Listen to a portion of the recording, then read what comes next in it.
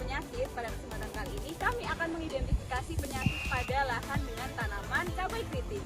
Sebelumnya perkenalkan, nama saya Derka Sri Utami dengan NIM 096. Saya Kesia Denasioningsi dengan NIM 091. Saya Nisa Nonakua dengan NIM 095. Saya Alias Janirus dengan NIM 067.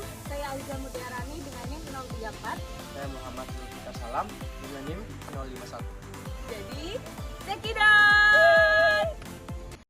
Cabai keriting adalah salah satu tanaman musiman dengan daun berwarna hijau.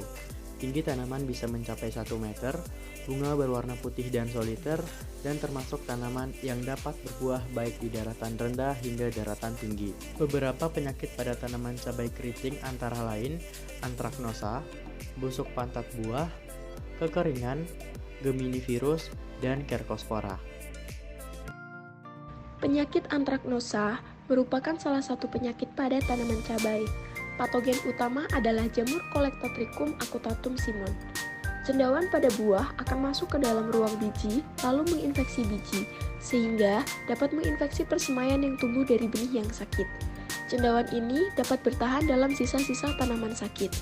Antraknosa pada cabai ditandai dengan munculnya bintik-bintik hitam kecil melingkar pada kulit buah yang menyebar ke arah sumbu panjang, sehingga berbentuk elips. Gejala serangan awal penyakit antraknosa adalah bercak coklat kehitaman pada permukaan buah, kemudian akan menjadi busuk lunak. Pada serangan berat, akan menyebabkan seluruh buah mengering dan keriput. Warna kulit buah seperti jerami padi. Penyakit busuk pantat disebabkan oleh cendawan Phytophthora capsicii.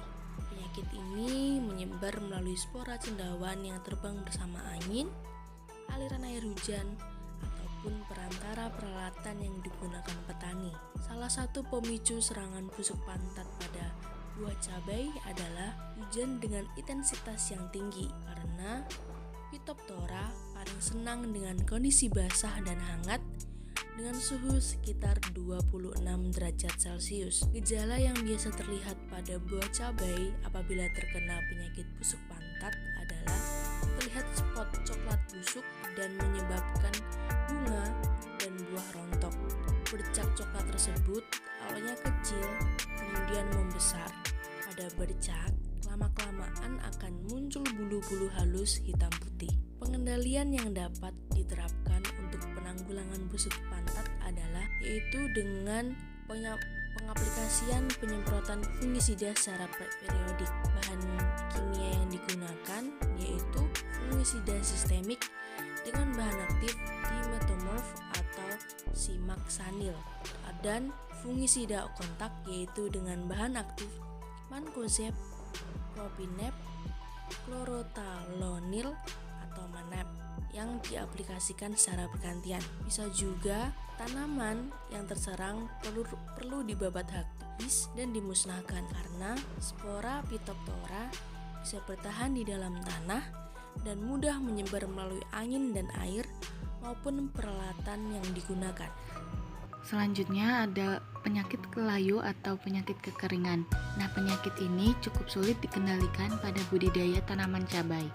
Penyakit layu bisa ditimbulkan oleh beragam jasad pengganggu tanaman seperti berbagai jenis cendawan dan bakteri.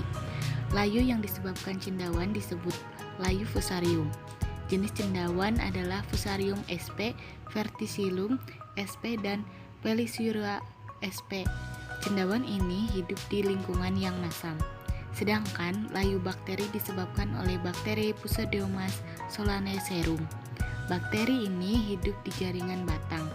Pengendalian penyakit layu harus diamati dengan lebih spesifik agar penanganannya bisa lebih cepat. Selanjutnya, saya akan menjelaskan mengenai penyakit geminivirus. Terlihat pada daun tanaman cabai mengalami vein clearing, di mana daun berwarna kuning, tulang daunnya menebal, dan daun menggulung ke atas atau mengalami jumping. Pada pucuk daun tanaman cabai ini terlihat cekung dan mengkerut. Daun-daun mengecil dengan warna kuning terang. Penyakit geminivirus ini menyebabkan pertumbuhan tanaman cabai menjadi terhambat.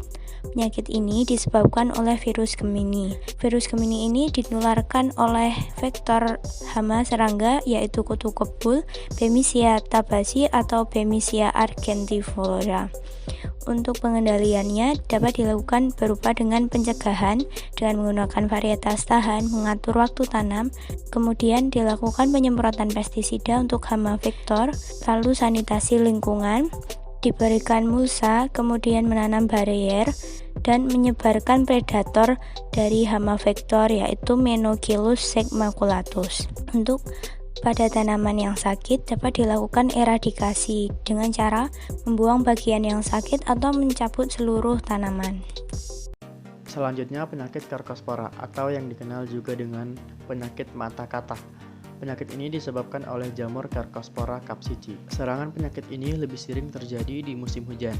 Perkembangan penyakit ini dipengaruhi oleh curah hujan dan kelembaban yang tinggi. Gejala serangan pada daun cabai berupa bercak-bercak kecil berpusat, berbentuk bulat dan kering.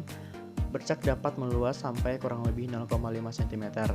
Bercak yang tua dapat menyebabkan daun akan berlubang. Pusat bercak berwarna putih atau pucat dengan warna bagian tepi lebih tua. Jika bercak semakin banyak, warna daun menjadi kuning dan gugur. Kemudian untuk pengendaliannya dapat dilakukan dengan beberapa cara seperti melakukan rotasi tanaman yang tidak sejenis, menggunakan varietas tahan penyakit bercak daun, menggunakan mulsa plastik di musim hujan, pengendalian gulma secara baik, membuat bedengan lebih tinggi di musim hujan, membuat sistem drainase yang baik, dan menyemprot fungisida. Berdasarkan pengamatan 10 sampel yang ada di lahan, insidensi antraknosa dan juga busuk pantat buah adalah 10%. Insidensi penyakit kekeringan adalah 10%, sedangkan Geminivirus adalah 20% dan Cercospora 10%. Sekian penyampaian dari kami, semoga bermanfaat. Wassalamualaikum warahmatullahi wabarakatuh. Dadah!